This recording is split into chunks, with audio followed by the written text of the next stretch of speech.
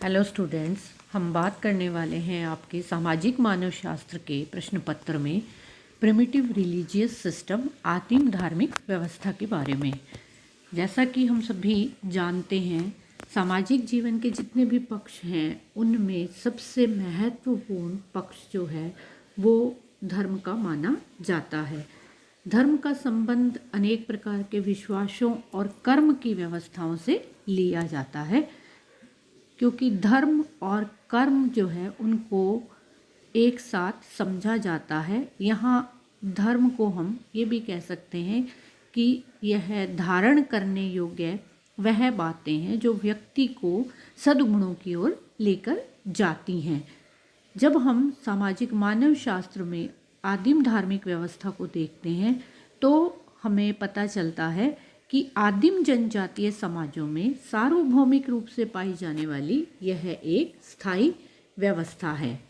और इसको समझने के लिए हम पहले रिलीजियस वर्ड को समझते हैं, जो कि लैटिन वर्ड रेलिगियो से उत्पन्न हुआ है, जिसका अर्थ है साथ साथ मानना या पालन करना। माना जाता है कि धर्म के सामान्य रूप में सांस्कृतिक सर्वव्यापकता पाई जाती है। ये उसी प्रकार से पाई जाती है जिस प्रकार से हम विवाह, परिवार, गोत्र, सामाजिक संगठन इत्यादि सब जगह पाए जाते हैं। उसी प्रकार से धर्म प्रत्येक समाज, प्रत्येक स्थान पर पाया जाता है। धर्म की चर्चा या धर्म के विषय पर जो धारणाएं जो हैं उनमें सामाजिक और आर्थिक जीवन का प्रभाव जो है वो भी दिखाई देता है। हम यह भी देखते हैं कि जो पारलौकिक शक्ति है उसके प्रति की जाने वाली अनुक्रिया जो है वो धर्म के रूप में हमें दिखाई देती है, क्योंकि लोग एक अलौकिक शक्ति के प्रति हमेशा नतमस्तक रहते हैं। सबसे पहले टायलर ने इस बात पर अपना विश्वास जताया और लोगों को बताया कि आदिम समाजों की अपनी धार्मिक क्रियाएं होती हैं जो सभ्य समाजों की धार्मिक क्रियाओं से कोई विशेष प्रकार से भिन्न नहीं होती हैं।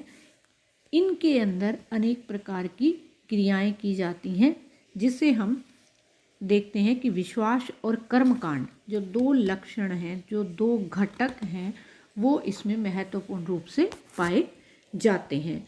अनेक मानव शास्त्रियों ने यहाँ धर्म को समझाने के लिए हमें अपनी अपनी परिभाषाएं दी हैं, जिसे हम निम्न प्रकार से समझ सकते हैं। सबसे पहले हम यहाँ पर नाम लेते हैं E.B. टायलर का, जो ये कहते हैं कि धर्म प्राकृतिक शक्ति में विश्वास है, आध्यात्मिक शक्ति में विश्वास है। और विश्वास की बात जब वो करते हैं तो वो कहते हैं कि सभी क्रियाओं के लिए जो ईश्वर है, परमात्मा है, वो उसमें हम विश्वास करते हैं, क्योंकि सभी क्रियाएं, सभी लीलाएं, मनुष्य के सभी प्रयत्न, सफलता इत्यादि सभी उस परमात्मा के हाथ में है। तो इस प्रकार से टायलर की परिभाषा में धर्म विश्वासों की व्यवस्था के रूप में दिखाई देता है। अगली परिभाषा हम देखते हैं सर जेम्स फ्रेजर की। फ्रेजर कहते हैं कि धर्म जो है उसको मैं मनुष्य से श्रेष्ठ उन शक्तियों की संतुष्टि और आराधना समझता हूँ जिनके संबंध में यह विश्वास किया जाता है कि वे प्रकृति और मानव जीवन का मार्गदर्शन करती हैं। तो इस प्रकार से वो तीन बातें हमें बताते हैं कि यह मनुष्य से श्रेष्ठ है, मानव जीवन और प्रकृति का निर्देशन और नियंत्रण करती है, और इसे आराधना और पूजा से प्रसन्न किया जा सकता है। अगली परिभाषा हम देखते हैं मजूमदार और मदान की। वे कहते हैं कि धर्म किसी भी भय की वस्तु या शक्ति का मानवीय प्रत्युत्तर है। यह अलौकिक और अतीन्द्रिय है, व्यवहार की अभिव्यक्ति और अनुकूलन को बताता है। तो हम समझ सकते हैं कि धर्म को दो भागों में देखते हैं। नंबर एक, अलौकिक शक्ति में विश्वास, और दूसरा जो है अलौकिक के प्रति धार्मिक कार्य प्रणाली, यानी कि बिलीफ इन सुपरनैचुरल पावर्स और religious practice of supernatural power.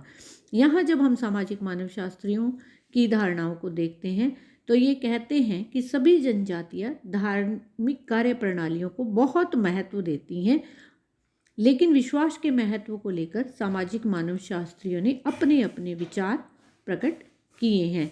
जैसे कि 19वीं शताब्दी में यह स्वीकार किया जाता था कि मनुष्य के अनुभव के आधार पर विश्वास का निर्माण हुआ और बाद में इन विश्वासों से धर्म का निर्माण हुआ। इसके बाद माना गया कि धार्मिक कार्यप्रणाली जो है वो सबसे ज़्यादा महत्वपूर्ण है और बाद में इनको आचार व्यवहारों में परिणित किया गया।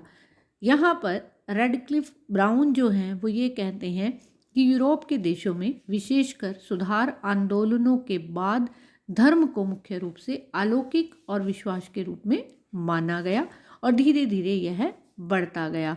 यहाँ वो ये भी कहते हैं कि किसी भी धर्म या किसी भी पंथ में सामान्यतः कुछ विचार या विश्वास होते हैं जिनका अनुपालन लोग करते हैं। ये अनुपालन सकारात्मक और नकारात्मक, यानी इन्हें हम धार्मिक क्रियाओं के रूप में कह सकते हैं। यहाँ हम सबसे महत्वपूर्ण बात करते हैं इमाइल दुर्खिम की, जिन्होंने इसे पवित्र और साधारण रूप में बांट कर कहा कि धर्म पवित्र वस्तुओं से संबंधित विश्वासों और कार्यों की एकीकृत व्यवस्था है, यानी ऐसी वस्तुएं जो साधारण हैं, जिन्हें पृथक रखा जा सकता है और जिनका निषेध किया जा सकता है। तो इस प्रकार से हम देखते हैं कि सभ्य समाजों में जो धर्म का हम रूप देखते हैं उसको हम आदिम रूप से ही प्राप्त करते हैं। फिर भी धर्म की एक सर्वमान्य परिभाषा देना, सुव्यवस्थित परिभाषा देना कठिन काम हो जाता है, लेकिन यहाँ पर हम अलौकिक शक्ति में विश्वास और इसकी धार्मिक कार्यप्रणाली की चर्चा जो है वो सभी समाजों में करते हैं। धन्यवाद।